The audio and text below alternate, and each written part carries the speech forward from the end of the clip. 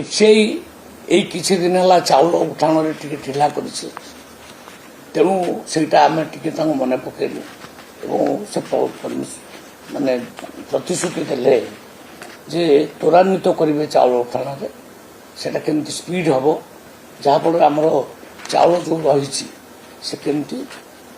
इभाकुएट हम तापरे द्वितीय कथा उषुना चाउल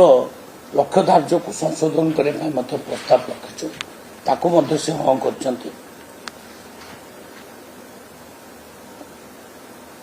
धानर रक्षणाबेक्षण खर्च अर्थात कस्टोडियल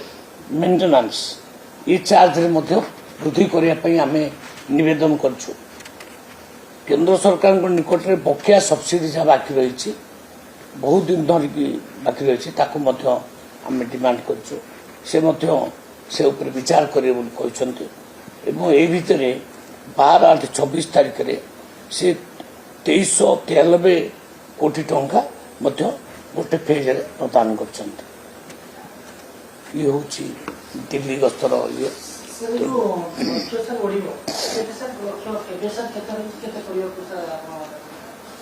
को लक्ष्य उषुना धान से तो मना कर उषुना धान माने नेबे ना र राइस केवल दरकार किंतु से कहते जे ओडिशा जी दरकार पड़ो माने उषुना चाउल से ही से उठेबे तेणु आम चेष्टा करुचु र राइस को बढ़ेबू प्रोडक्शन र राइस प्रोडक्शन बढ़ेबू उषुना चाउल को गोटे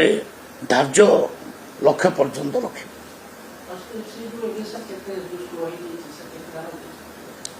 चाउल बहुत कम उठी यही समय उठा कथा 18.5 लाख मेट्रिक टन किंतु उठी मात्र 6 लाख मेट्रिक टन सेटा को आम त्वरान्वित करने रिक्वेस्ट कर जगह ना बहुत सफिशिएंट चाउल केन्द्र रही आमर भी गोदाम टे सर्ट अच्छी तेणु गोदाम केमती तुरंत तैयारी हम आम से लक्ष्य लगिचु 10 लाख मेट्रिक टन गोदाम ए वर्ष केमती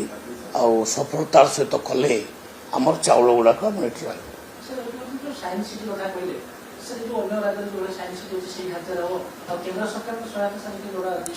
केंद्र सरकार सहायता जोगेबे आम लैंड देबू एवं आम किसी अर्थ व्यवस्था करूँ किंतु आम जोटा करूँ अत्याधुनिक मॉडल करूँ।